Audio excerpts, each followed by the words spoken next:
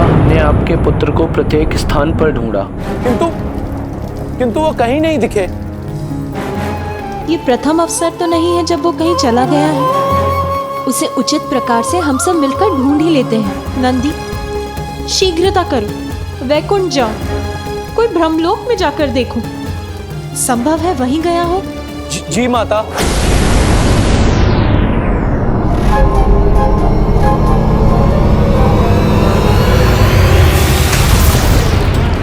कहाँ है तुम्हारे प्राण? और कितने पर्वत खंडित करने पड़ेंगे?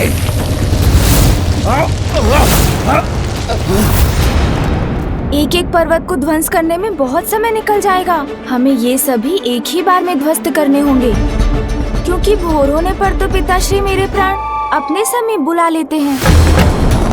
और यदि वैसा हो गया तो मेरे प्राण हरने के लिए क्या करेंगे आप? महादेव से कैसे लेंगे उन्हें? उचित कहा ना?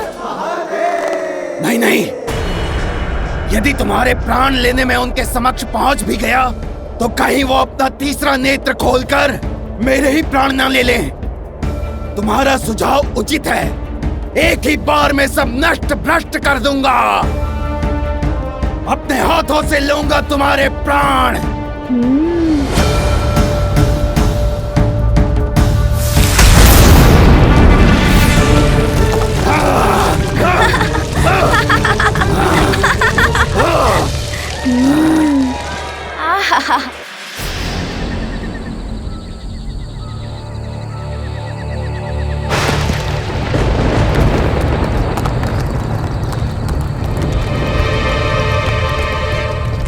ये क्या हो रहा है वहां?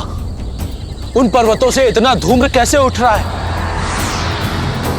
कहीं ये माता पार्वती के नंदन की कोई क्रीड़ा तो नहीं? नहीं, यदि वो वहां है तो अवश्य किसी संकट में है। जो भी है, मुझे माता पार्वती को बताना होगा। इतने पर्वत समतल कर दिए मैंने, स्वयं भी आहत हुआ हूं, किंतु इसके प्राण मेरे हाथ नहीं आए। सभी पर्वत धूल में मिला दिए मैंने, फिर भी तुम्हारे प्राण नहीं मिले मुझे। दुष्ट बालक, सत्य कहो, कहाँ है तुम्हारे प्राण? अन्यथा क्या तुम मेरे प्राण हर लोगे? कितनी बार कहोगे ये? अच्छा एक बात तो बताओ, इतनी बार हर लूंगा बोलते हो, एक बार भी हर महादेव या मेरे मामा जी श्री हर ई की महिमा में क्यों कुछ नहीं बोलते? संभव है तुमको वो प्राप्त हो जाए जिसकी तुम्हारे जीवन को आवश्यकता है। टक टक टक टक, शुभता का कंटक, वज्रांतक को बस तुम्हारे प्राण हरने की आवश्यकता है। तुम्हारा ध्यान तो मेरे प्राण में ही अटका हुआ है। अवश्य ले लेना मेरे प्राण, किंतु ये तो बताओ प्राण होता क्या है, उसका क्या महत्व है और मेरे प्राण से तुम्हें क्या लाभ होगा? इतना भी नहीं जानते बालक कि प्राणों से ही जीवन है। मैं तुम्हारे प्राण हरकर तुम्हें तुम्हारे जीवन से वंचित कर दूंगा। ओह, आप समझ आया मुझसे कहाँ भूल हुई? भूल? कैसी भूल? शीघ्र बताओ। देखो ना, बालक बुद्धि से इतना भी नहीं सोच सका मैं कि मेरा जीवन तो मेरे माता पिता से ही है, इसलिए मेरे प्राण भी वही होंगे जहाँ वो हैं। तो अवश्य पिताश्री ने मेरे प्राण अपने निवास कैलाश पर्वत में ही छुपाए होंगे। आप तो मुझे वहीं ले चलिए, मैं वहाँ पहुँचकर आपको अपने प्राण दे दूंगा। कैलाश पर्वत, महादेव का निवास स्थान, वहाँ जाना तो मेरे लिए संकट उत्पन्न कर सकता है। कहीं ये बालक मुझे पुनः मूर्ख तो नहीं बना रहा?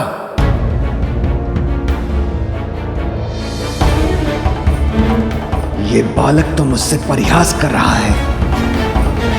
प्राण ढूंढने में इसकी कोई योजना नहीं दिख रही मुझे।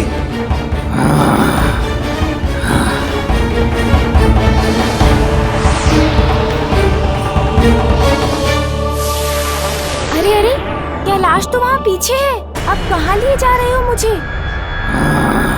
अरे वो क्या था? क्या हुआ माँ? आपने कुछ देखा क्या? हाँ पुत्री, संभव है कि वो वहाँ है। मैंने वहाँ कुछ हिलते हुए देखा। हमें वहां देखना चाहिए।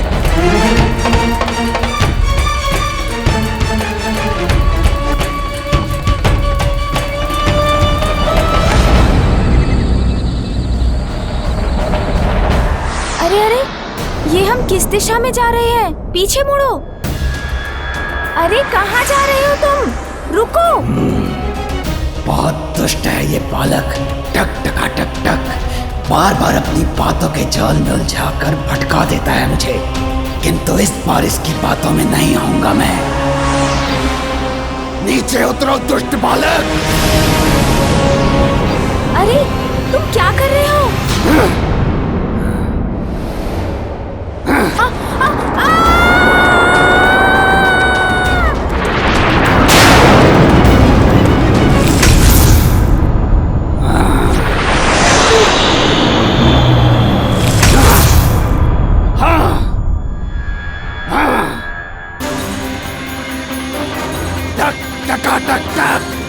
शुभता के कंटक वज्रांतक के साथ क्रीड़ा करना चाहते हो ना तुम?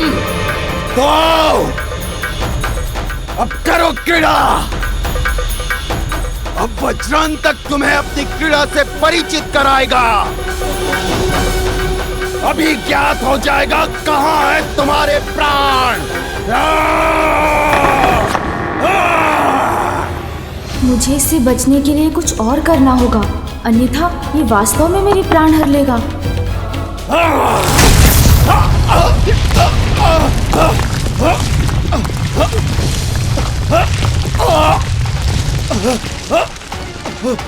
अरे ये बालक कहाँ गया?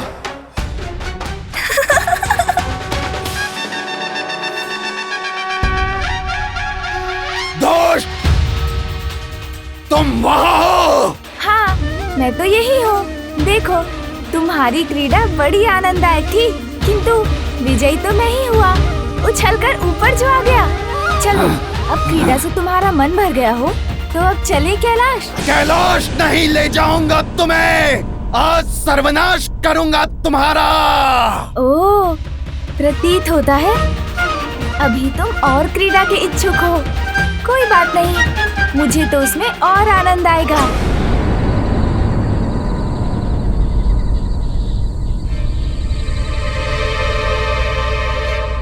क्रीड़ा नहीं बालक, अब पीड़ा सहने के लिए तैयार हो जाओ।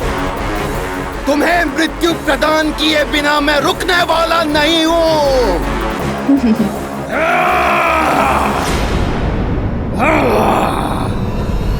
सूंची,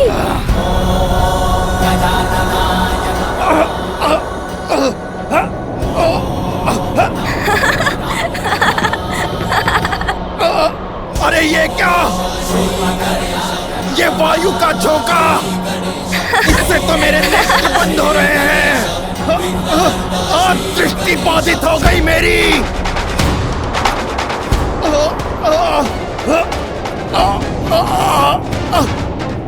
किंतु कुछ भी हो जाए, आज नहीं जाने दूंगा इस दुष्ट को। उड़ाकर अंत करूंगा इसका। बहुत अच्छे सूंची।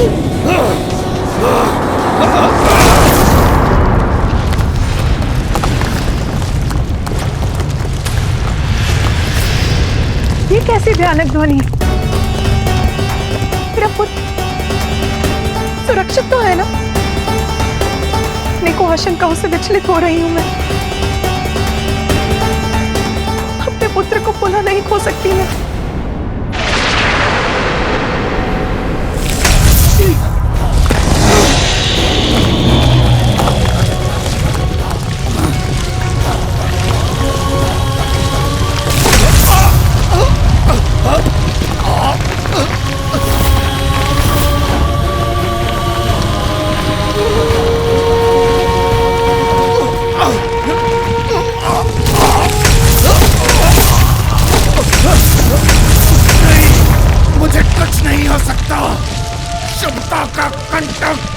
वज्रांतक हूं मैं, इसके प्राण लेकर ही रहूंगा।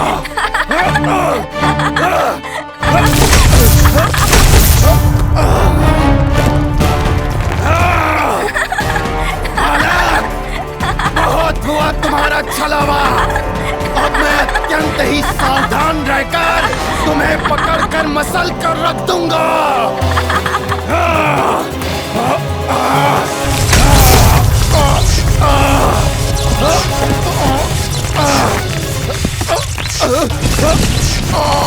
ये सुर तो खंड खंड हो रहा है। इसे तो पूर्ण रूप से खंडित कर सकता हूँ मैं। अब तुम नहीं बचोगे बालक। सोन जी, हम मिलकर कुछ करें।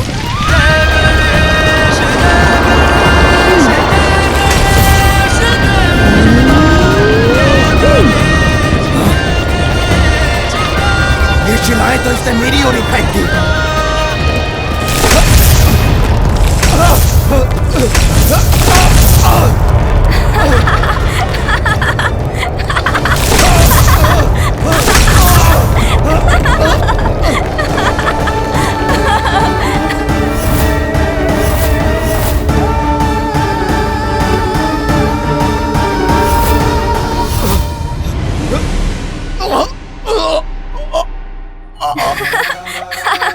कितना आनंद आया ना सोन जी।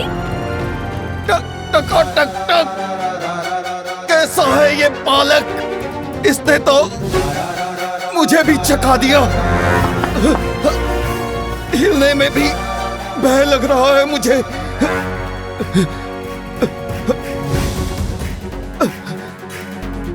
हिलने से भी डर लग रहा है मुझे। यदि थोड़ा सा भी हिला तो खंडित होकर बिखर जाऊंगा। क्या हुआ असुर जी? मेरे प्राण नहीं हरेंगे क्या? उड़ेंगे भी नहीं क्या?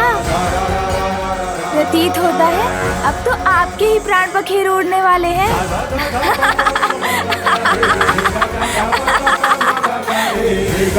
सोन जी,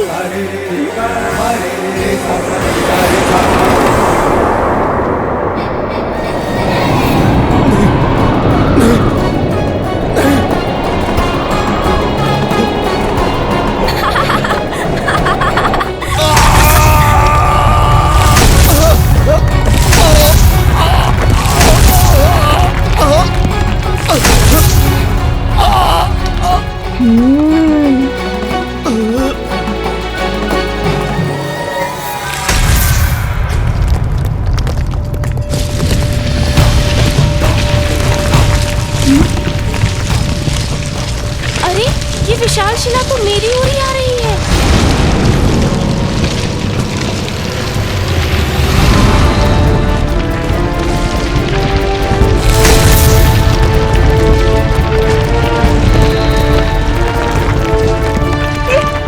ये शिलाएं कहाँ से गिर रही है?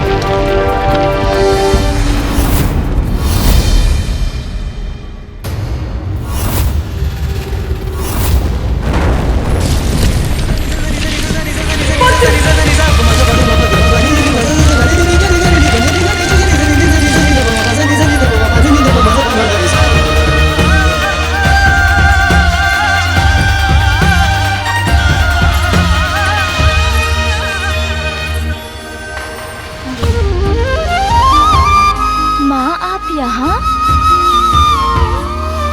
और आप सभी यहाँ क्या कर रहे हैं?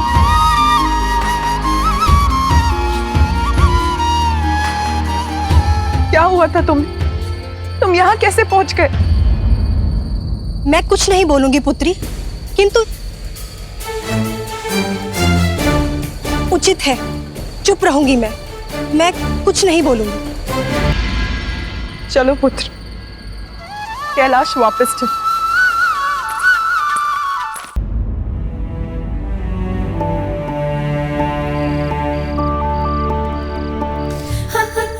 बस पुत्र, अब बहुत हुआ। अब कुछ नहीं सुनूंगी मैं।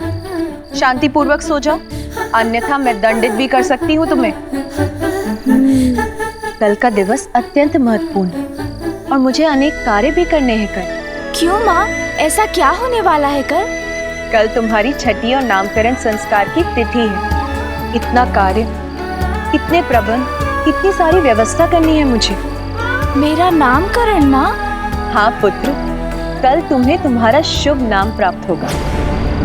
अब सो जाओ, विश्राम करो पुत्र। हाँ माँ।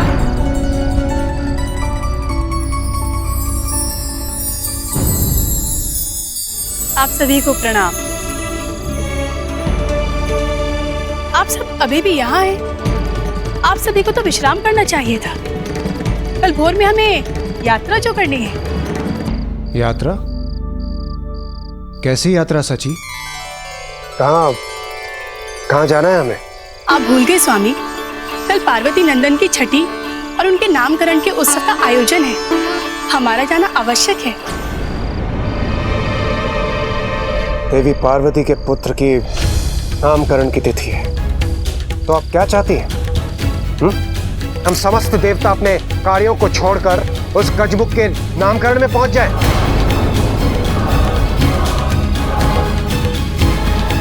नामकरण है तो होता रहे। देवराज जेंद्र वहां नहीं जाएगा।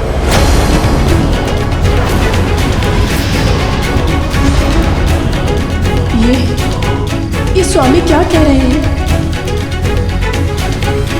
क्षमा करें देवराज, यदि कल के उत्सव में हम देवताओं ने भाग नहीं लिया तो महादेव कहीं हमसे रुष्ट ना हो जाए।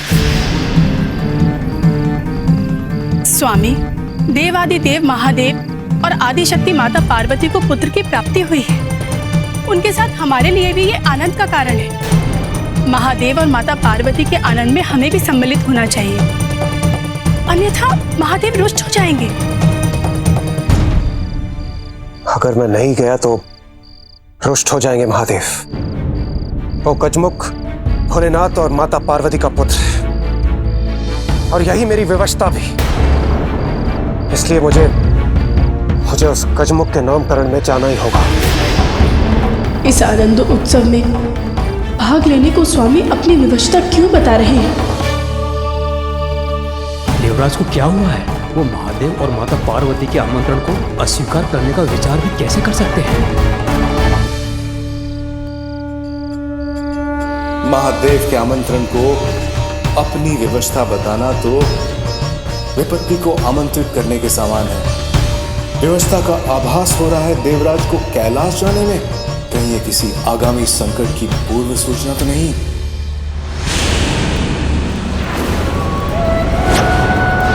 अंत होगा उस बालक का, निश्चिंत होऊंगा मैं, और मेरे प्रभाव से सर्वत्र अंधकार का होगा विस्तार।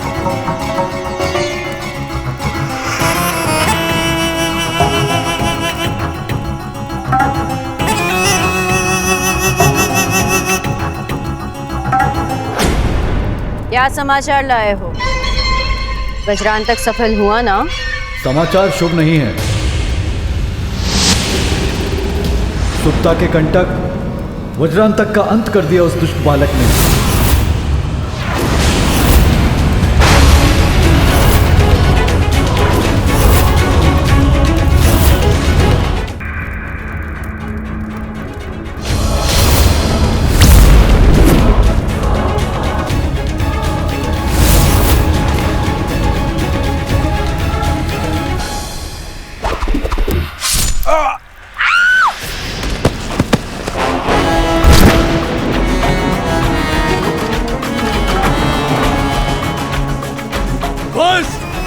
अब मैं स्वयं जाऊंगा।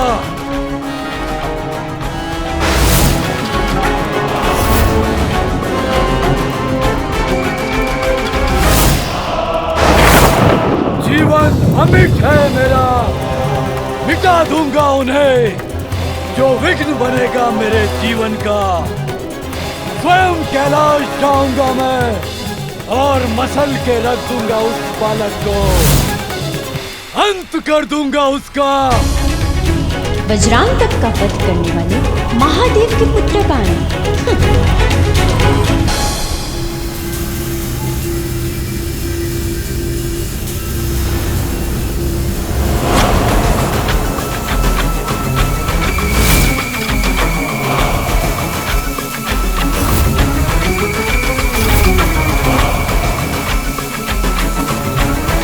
मेरी ढाल है ये मेरा मायावी कवच, सभी संकटों से मेरी रक्षा करेगा।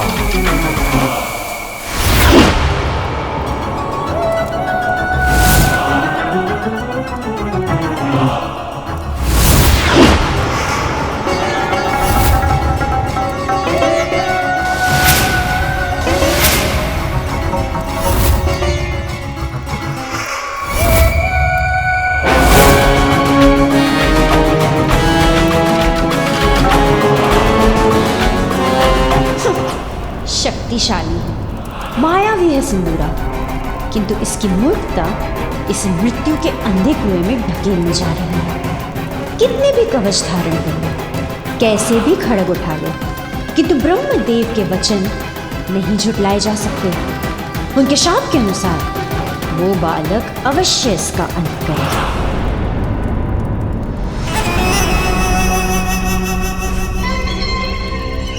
अच्छा ही है, वहां ये अपने प्राणों से मुक्त होगा और यहाँ मुक्ति मुझे मिलेगी इसके आतंक से।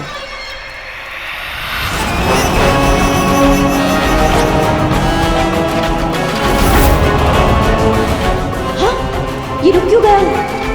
कहीं अपनी मायावी शक्ति से इसने मेरे मन में उत्पन्न विचार तो नहीं जान लिए?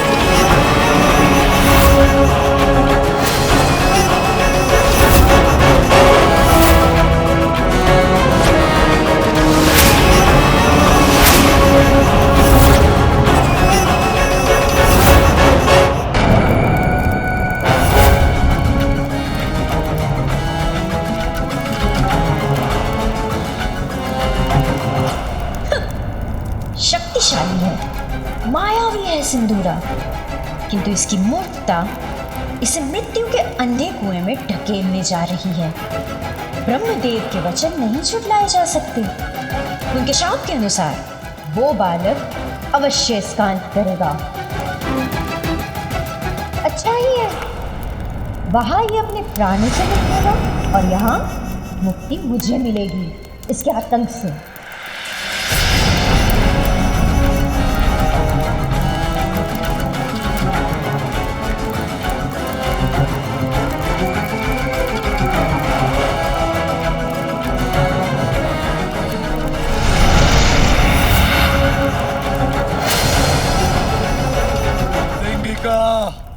तुम किस विचार में डूबी हो, बताओ मुझे।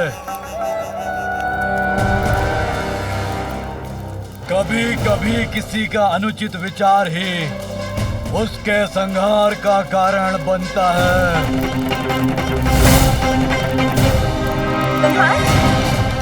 संहार का विचार? हाँ, मैं तो आपके हाथों से उस बालक के संहार का ही विचार कर रही थी।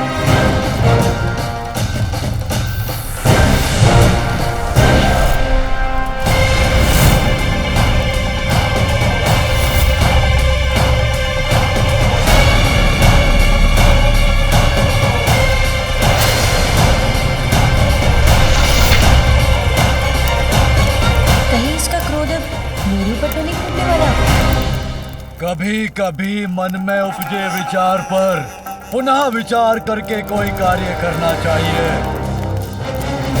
मैं ब्रह्मदेव के श्राप का विचार करके रुक गया। उन्होंने कहा था वो बालक ही मेरा काल बनेगा। उनके वो शब्द भूला नहीं हूं मैं। महादेव और देवी पार्वती का दूसरा पुत्र तुम्हारा काल बनकर प्रकट होगा।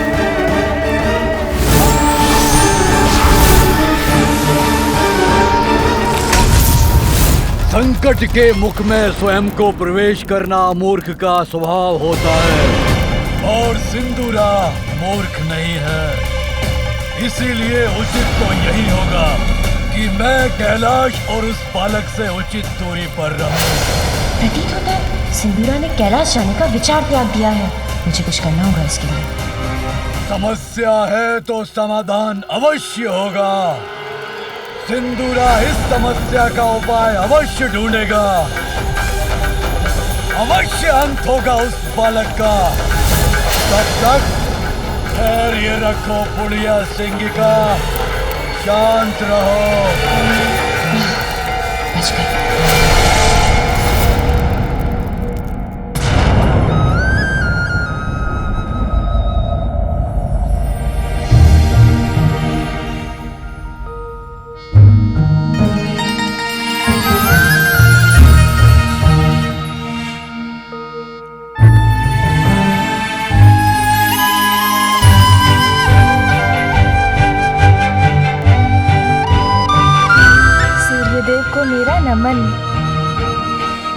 आपके आने से तो एक नवीन दिवस का प्रारंभ हो गया है। कुछ कार्य करना होगा मुझे, किंतु मैं क्या करूं?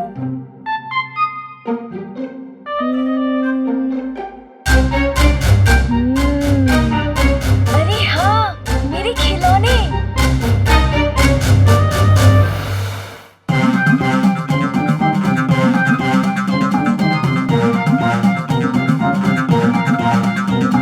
इसमें बैठकर हम कहीं भी यात्रा कर सकते हैं, है ना? मेरे प्यारे खिलौने, मेरे प्यारे खिलौने।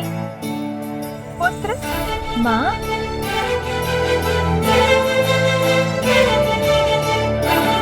प्रातः काल में माँ के शुभ दर्शन तो अत्यंत मनभावन है। अरे ये क्या पुत्र, निद्रा से जागृत होते ही पुनः खिलौनों से क्रीड़ा करने लगे। इनके साथ क्रीड़ा करने में तो मुझे बहुत आनंद आता है माँ, आइए ना। तुम्हारे साथ क्रीड़ा करूं, इसका समय कहाँ है पुत्र? मैंने तुम्हें बताया था ना, आज का दिवस अत्यंत महत्वपूर्ण है। चलो अभी अपने खिलौने छोड़ो, बहुत कार्य है आज। और सर्वप्रथम तुम्हें दातून करना है और फिर स्नान। दातून? ये क्या होता है माँ? तुम आओ तो सही, फिर तुम्हें बताती हूँ दातून क्या होता है। उचित है माँ, चलिए।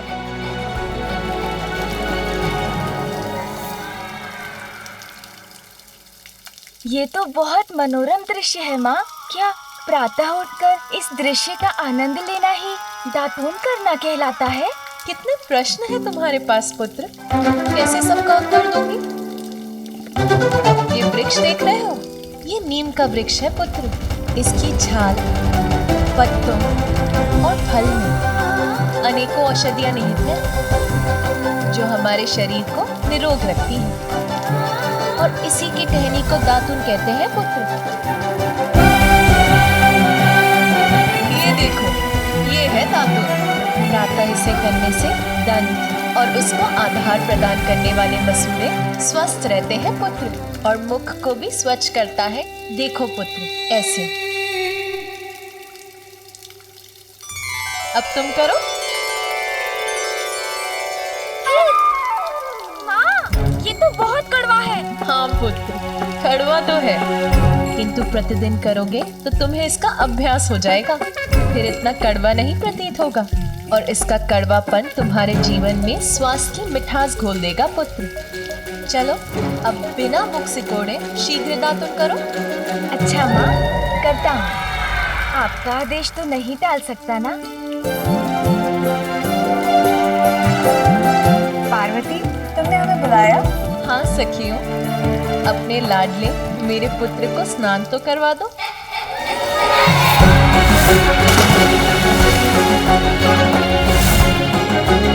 मौसी जी, आप मेरे पिछले स्नान को लेकर अभी भी कुपित हैं क्या?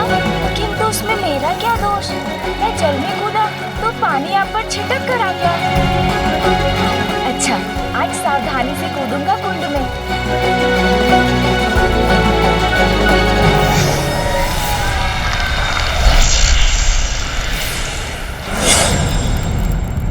असुर सम्राट सिंदूरा, आपके अधीन असुर साम्राज्य अत्यधिक शक्तिशाली हो गया है, किंतु अभी भी हमें अपने राज्य की सुरक्षा पर समुचित विचार करने की आवश्यकता है।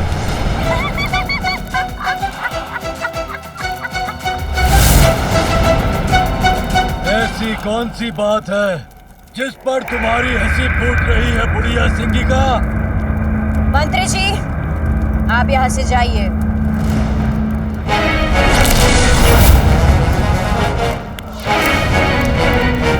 इतना दुस्साहस मेरे असुर सम्राट सिंदूरा के मंत्री को प्रस्थान करने का आदेश देने का दुस्साहस कैसे किया तुमने? जानती हो इसका परिणाम? क्या तुम्हें अपने प्राण प्रिय नहीं है? प्राणों का संकट मुझ पर नहीं मंडरा रहा है। असुर सम्राट सिंदूरा, अत्यंत हास्यास्पद थी आपके मंत्री की चिंता। एक भयभीत और बलहीन असुर के साथ असुर साम्राज्य की सुरक्षा की चर्चा।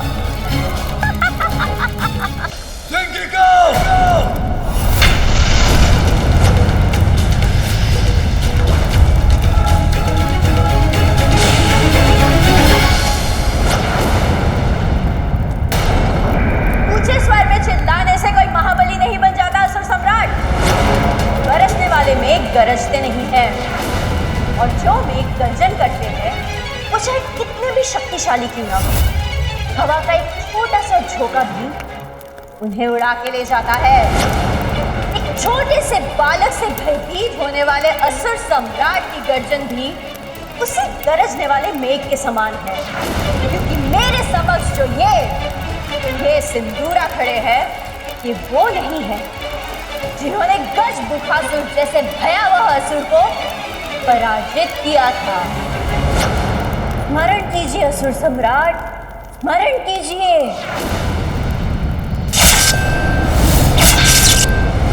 वो आप ही थे जिन्होंने केवल अपनी एक दृष्टि से भयावह गजमुखासुर को पराजित किया था। उसे पाताल के सिंहासन से हटाकर यहाँ के राज सिंहासन पर अपना आधिपत्य जमा लिया था। त्रिलोक विजेता हो गया। संपूर्ण सृष्टि केवल अपने नाम से थर थर कांपेगी। तब ऐसा प्रतीत हुआ था मुझे, किंतु आप स्वयं एक तुच्छ बालक से भयभीत होकर थर थर कांपने लग गए, और वो भी अर्ध बालक और अर्ध गज। उसके आतंक ने तेज कर दिया आपको। उस तुच्छ बालक से भयाक्रांत हो गए। मैं कुछ नहीं बोलूंगी, किंतु बस अब खीर पकनी शेष है। यदि मैं यहाँ नहीं होती तो मेरी पुत्री पार्वती ये सब व्यवस्था अकेली कैसे कर पाती? माँ, अभी तक आप तैयार नहीं हुई। आप भोग की चिंता मत कीजिए। पूजा और उत्सव के लिए मैंने उसका प्रबंध कर लिया है। तैयार हो जाऊंगी पुत्री। अब मैं बाहर जाकर वहाँ की व्यवस्था देख लेती हूँ।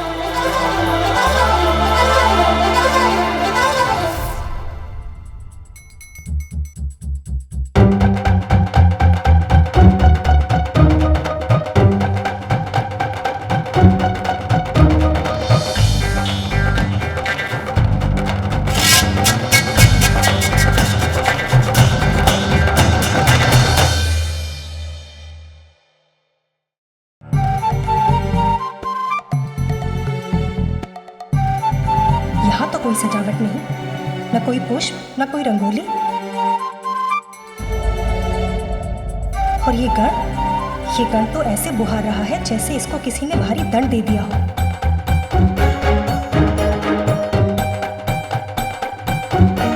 मैं कुछ नहीं बोलूंगी, किंतु महादेव को तो जैसे कोई चिंता ही नहीं है, अभी भी अपने ध्यान में ही मग्न है। माता, ये पुष्प कहाँ रखूं? यहाँ या कहीं और? मैं कुछ बोलूं? पुत्री, मैंने सोचा था कि मैं आज कुछ भी नहीं बोलूं, किंतु पूछना तो पड़ेगा ना कि यहाँ कोई सजावट क्यों नहीं है?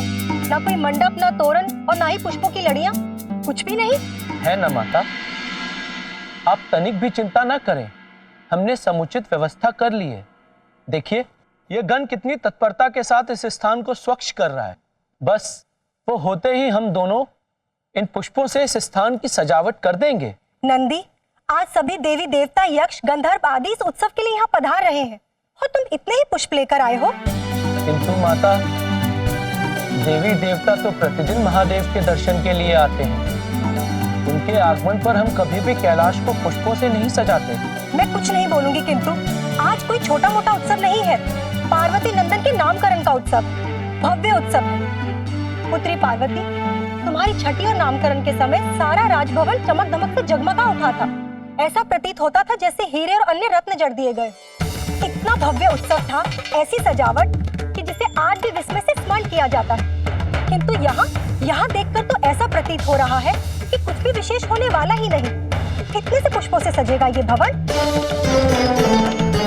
शांत हो जाइए माँ, चिंता मत कीजिए, आप निश्चिंत रहिए। ये उत्सव मेरे छठी और नामकरण संस्कार से भी अधिक भव्य होगा। नीलकंठ,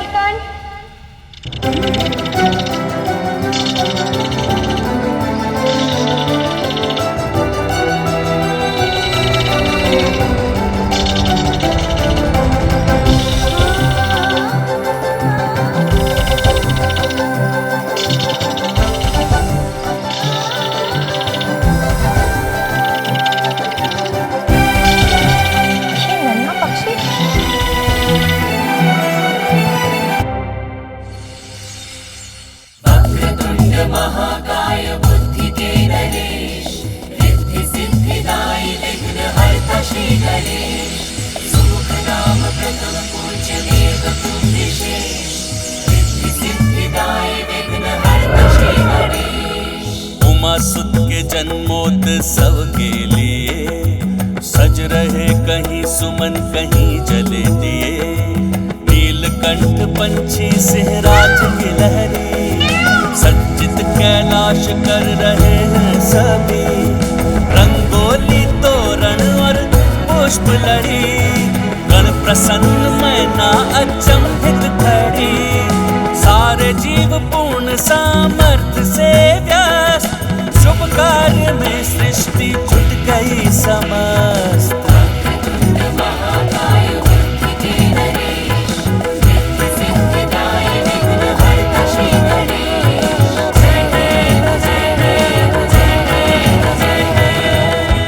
मेरे पुत्र के छठी और नामकरण संस्कार का उत्सव, इसमें तो संपूर्ण प्रकृति झूम उठे।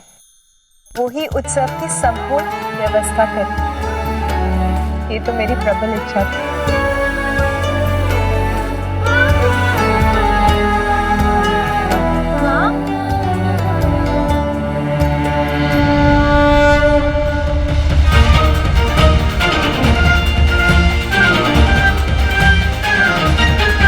मेरे पुत्र, मेरे मंगल मूर्ति,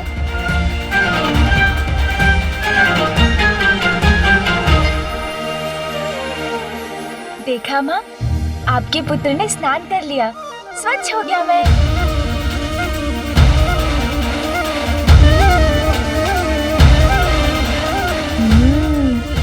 इतनी सजावट, वाह माँ, हमारा भवन तो बहुत ही सुंदर लग रहा है। और ये फल तो बहुत ही सुंदर है माँ, स्वादिष्ट भी होंगे। अब तो इन्हें खाना ही होगा। रुको पुत्र। क्या हुआ नानी जी, आपने मुझे रोक क्यों दिया? इतना उतावलापन उचित नहीं, पूजा के भी कुछ विधि विधान होते हैं। आज तो तुम पूजा संपन्न होने के बाद ही भोजन प्राप्त कर सको। हाँ पुत्र, नानी माँ उचित कह रही है। आज तुम मेरी अनुमति मिलने तक कुछ भी नहीं खाओगे, समझ गए ना? हाँ माँ, समझ गया मैं। माता, अतिथियों का आगमन प्रारंभ हो गया है।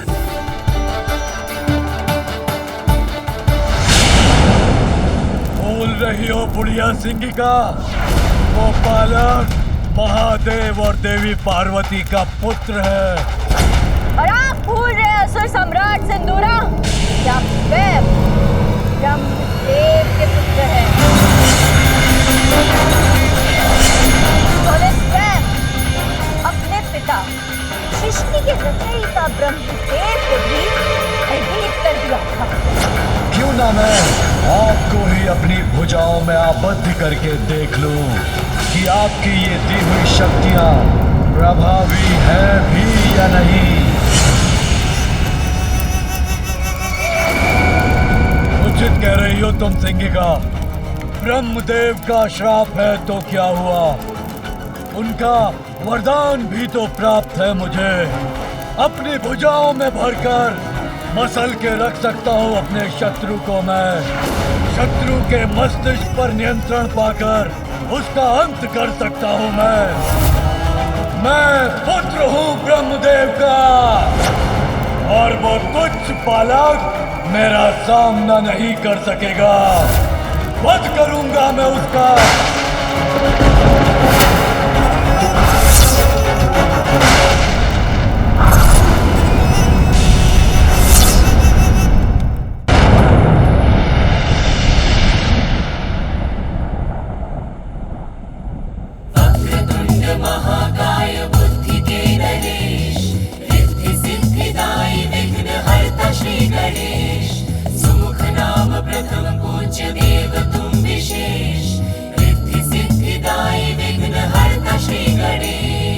पार्वती नंदन का जन्म महोत्सव, साक्षी होने को आए देव व गंधर्व, बाल मुनि सप्त ऋषि गण भी सारे, सपत्नीक ब्रह्मा विष्णु भी पधारे। तप से उतरते वाहन सुसज्जित, कैलाश सज्जित व पूर्ण व्यवस्थित, नंदी श्रृंगी प्रेत तोतला सब गण, अगुवाई अभिनंदन करके प्रसन्न, जया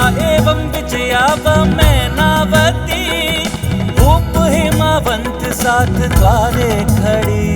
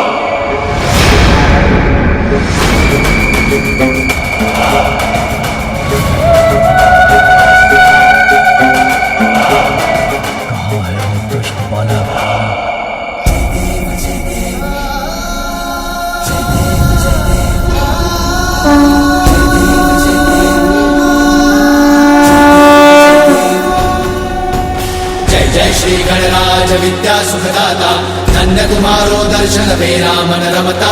जय देव भाव भगत से कोई शरणागत आवे संतत सम्मत सबही भरपूर पावे। ऐसे तुम महाराज को अति भावे कोसा भी नंदन निश दिन गुण गावे। जय देव जय देव।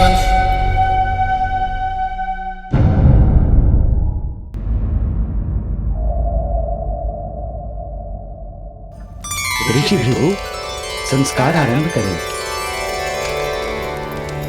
देवी मैना, अपने नाती को बुलाइए जिससे हम विधि प्रारंभ कर सकें।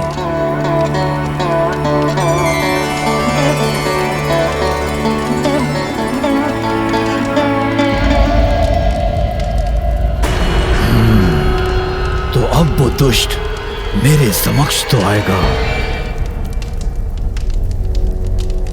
ये इतना समय क्यों लग रहा है इस विधि में?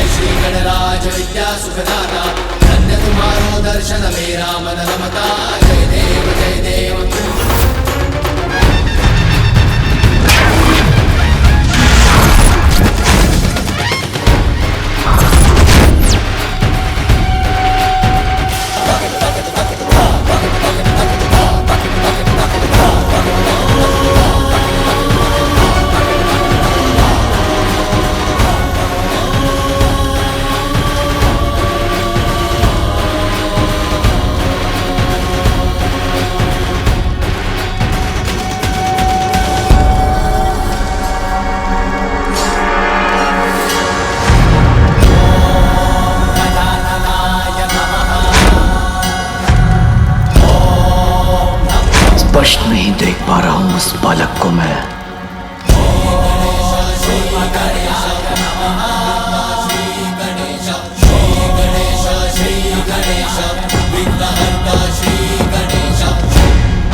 एक बार मेरी दृष्टि तो पड़े इस बालक पर, ये दिखाई तो दे मुझे।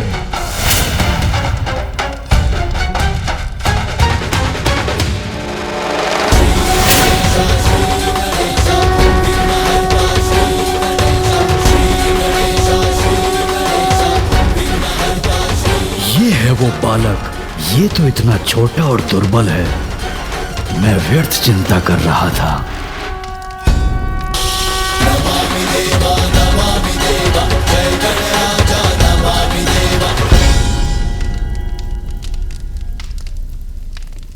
सभी देवता है यहाँ। आप सभी को मेरा प्रणाम। कल्याण हो। प्रणाम मामा जी विष्णुदेव, मामी जी देवी लक्ष्मी। कल्याण हो पुत्र। फूफा जी ब्रह्मदेव, बुआ जी देवी सरस्वती, आपको भी प्रणाम। आप सभी अतिथिगण यहाँ मुझे आशीर्वाद देने आए, ये मेरा परम सौभाग्य है। देवराज इंद्र भी है, आपको भी मेरा प्रणाम। जैसे पुष्प की सुंदरता कोई हर नहीं सकता, वैसे ही कांटों को कोई सुंदरता कैसे दे सकता है। व्यर्थ ही हो रहा है ये आयोजन। बालक और उनके माता पिता अपना स्थान ग्रहण करेंगे। सर्वप्रथम छठी का संस्कार होगा। बालक की बुआ उसे काजल लगाएगी।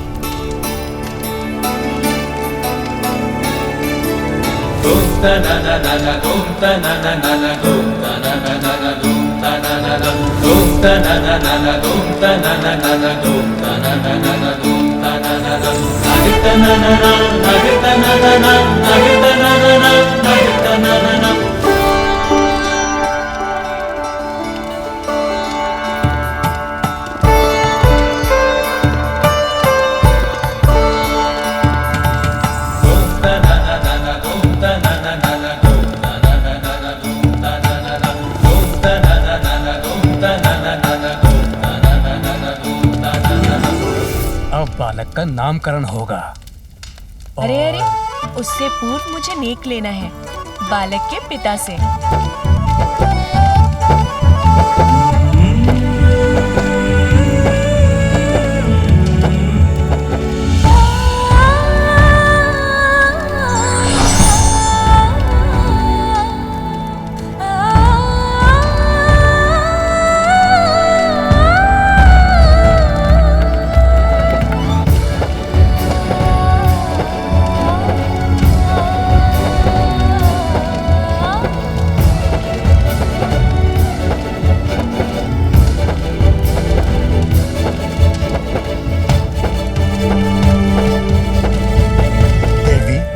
क्या अब हम नामकरण की विधि प्रारंभ कर सकते हैं?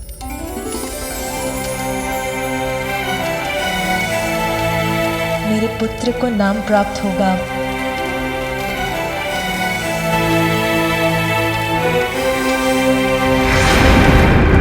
ओम अग्नये स्वाहा, ओम अग्नये स्वाहा, ओम अग्नये स्वाहा, प्रजापतये स्वाहा, ओम प्रजापतये स्वाहा, ओम प्रजापतये स्वाहा, ओम भूरग्नये स्वाहा, ओम भूरग्नये स्वाहा, ओम भूरग्नये स्वाहा। बालक की कुंडली प्रस्तुत की जाए। कुंडली? एक बार किसी प्रकार ये बालक मेरे हाथ लग जाए, फिर मैं अपने प्राणों के संकट से मुक्त हो जाऊंगा।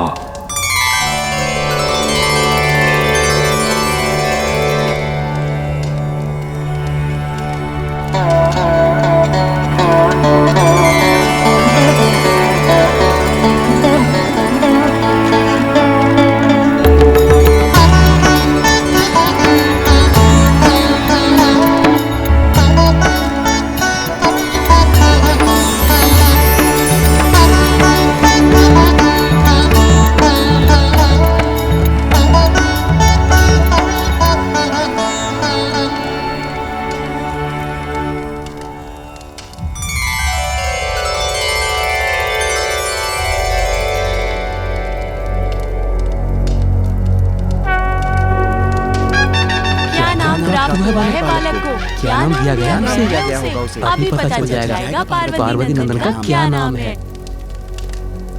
हमें बालक के नाम का प्रथम अक्षर प्राप्त हुआ है। अब ब्रह्मदेव वो अक्षर देवी सरस्वती को बताएंगे।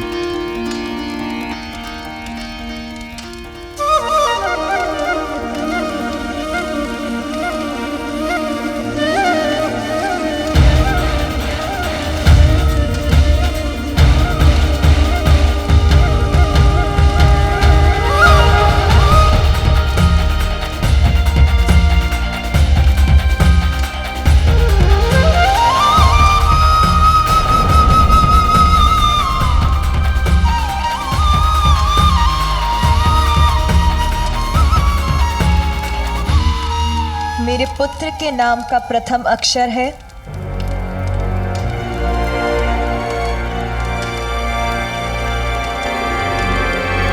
ग ग ग ग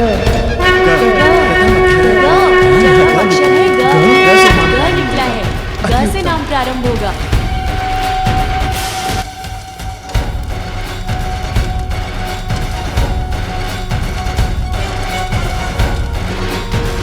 और अब महादेव हमारे पुत्र को इस अक्षर से प्रारंभ होने वाला नाम देंगे।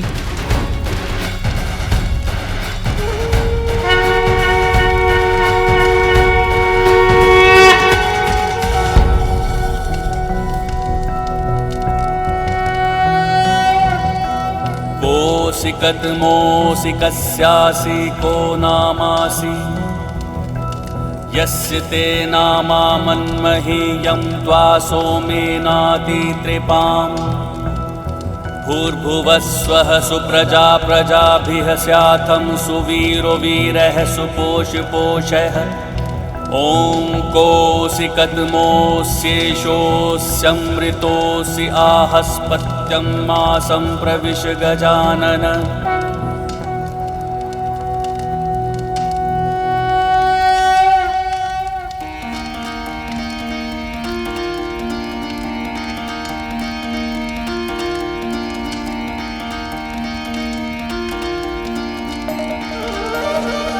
गजानन गजानन गजानन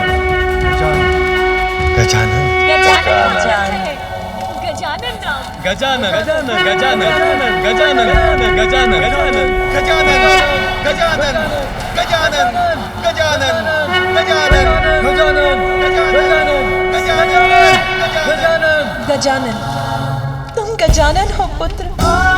गजानन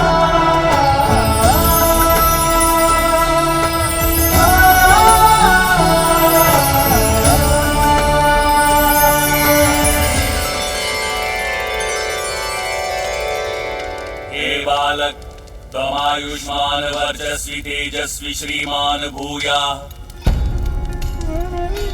भिन्न भिन्न स्थानों पर जाकर बालक के नाम की घोषणा कर दो, जिससे सभी को महादेव और देवी पार्वती के पुत्र का नाम ज्ञात हो जाए।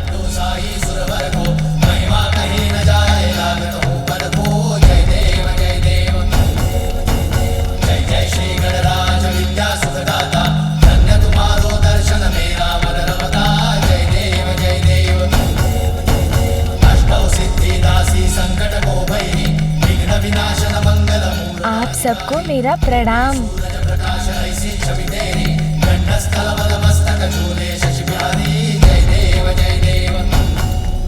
देवगण, अब विधियां संपन्न हो चुकी हैं।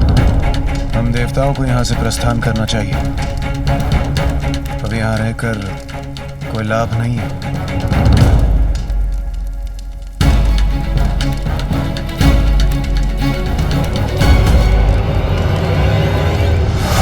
बालक का तो मैं अभी यही अंत कर सकता हूँ। बस एक बार ये मुझे अकेला तो मिल जाए। इस प्रसन्नता की घड़ी में आप सभी हमारे साथ यहाँ उपस्थित हुए, धन्यवाद स्वरूप मैं स्वयं आप सभी का मुख लड्डू से मीठा करवाऊंगी। अर्थात और विलंब होगा हमारे प्रस्थान में।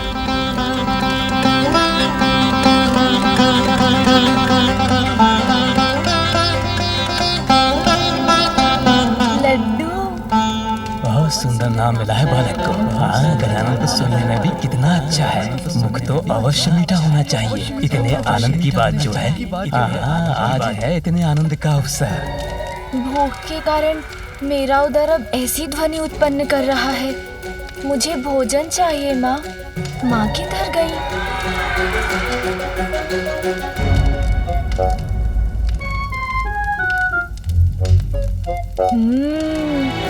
इतने सारे स्वादिष्ट फल, इन्हें ही खा लेता हूँ।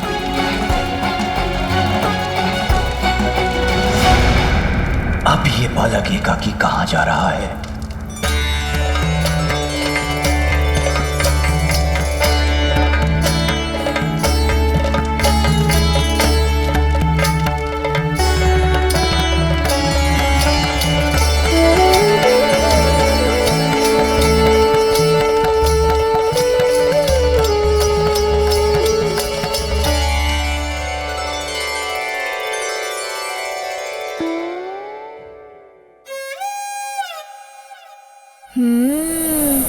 अब मैं इन्हें खाऊंगा।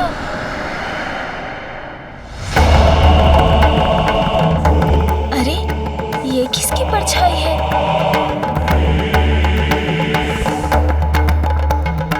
देवी पार्वती, हर्षोल्लास के इस वातावरण में आप हमें मत भूल जाइएगा। गजानन को नाम मिलने की प्रसन्नता में हमारा मुक्ति मीठा करवाइए। मैं आपसे शीघ्रता से जाना चाहता हूँ। ये देवी सची को समझ में नहीं आ रहा है क्या?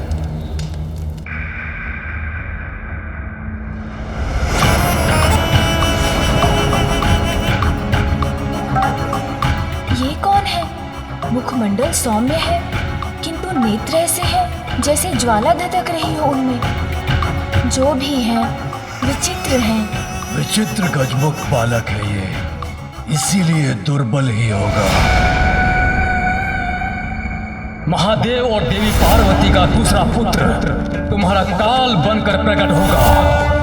आप तुच्छ बालक से भयभीत होकर थर-थर कांपने लगकर।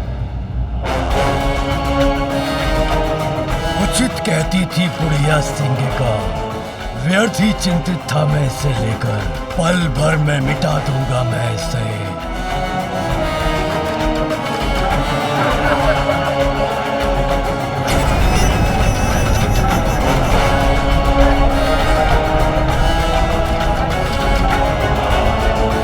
एक बार किसी प्रकार ये बालक मेरे हाथ लग जाए, फिर मैं अपने प्राणों के संकट से मुक्त हो जाऊंगा।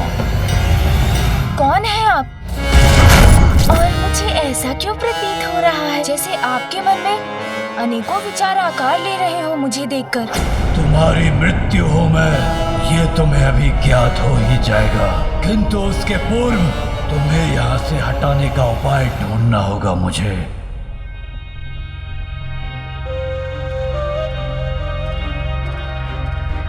कौन हो सकते हैं ये?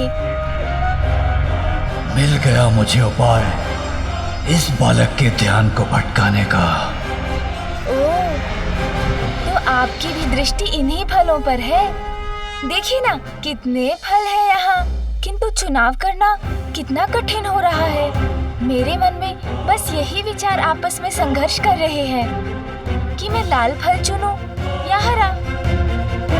अब क्या करना है उसका निर्णय तो लेना ही होगा ना। पर मैं निर्णय ले चुका हूँ मूर्ख बालक, किंतु तुम्हें कुछ भी चुनने की छूट नहीं दूंगा मैं। मेरे आदेश का पालन करोगे और हरा फल उठाओगे।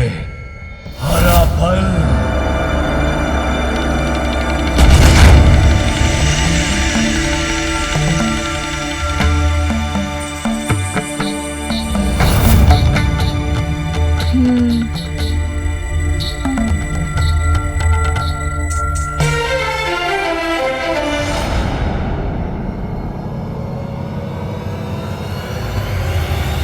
बनोगे तुम मेरे जीवन में? नहीं बालक, इसका तो एक ही परिणाम है, मेरे हाथों तुम्हारी मृत्यु। चलो उठाओ हरा फल और चलो मेरे साथ। उठाओ शीघ्र।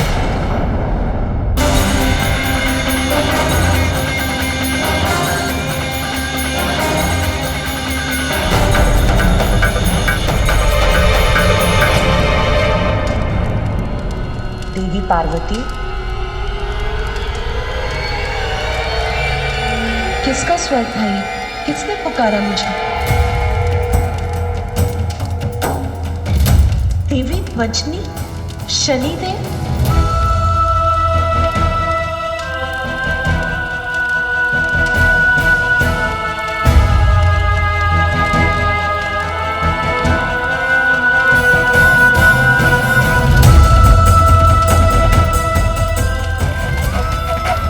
शनिदेव ने पुनः यहाँ आने का साहस कैसे किया?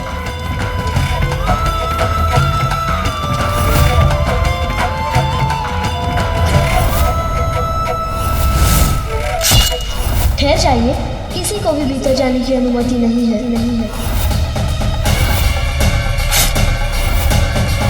मुझे मेरा पुत्र पुनः चाहिए। ये शीश मेरे त्रिशूल के प्रहार से भस्म हुआ है और मेरे त्रिशूल से भस्म होकर कोई पुनः जीवित नहीं हो सकता।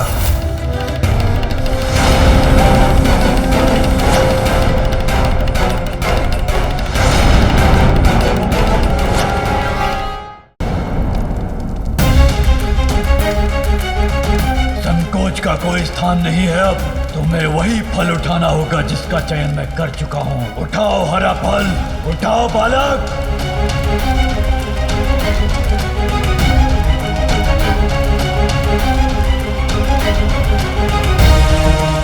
प्रतीत होता है अब ये बालक पूर्णतया मेरे वश में है। अब इसे मैं मृत्यु के मुख तक ले जा सकता हूँ।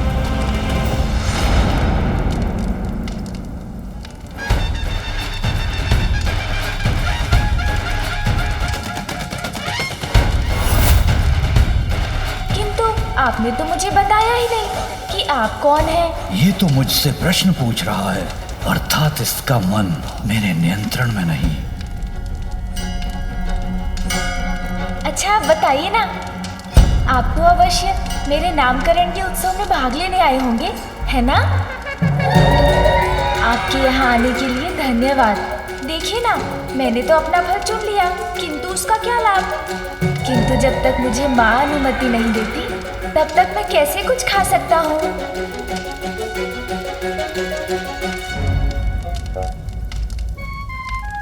इसे दुर्बल मानकर इसकी शक्ति को कम आंकने की भूल तो नहीं कर बैठा मैं। इस पर तो मेरी सम्मोहक शक्ति का कोई प्रभाव नहीं हो रहा है।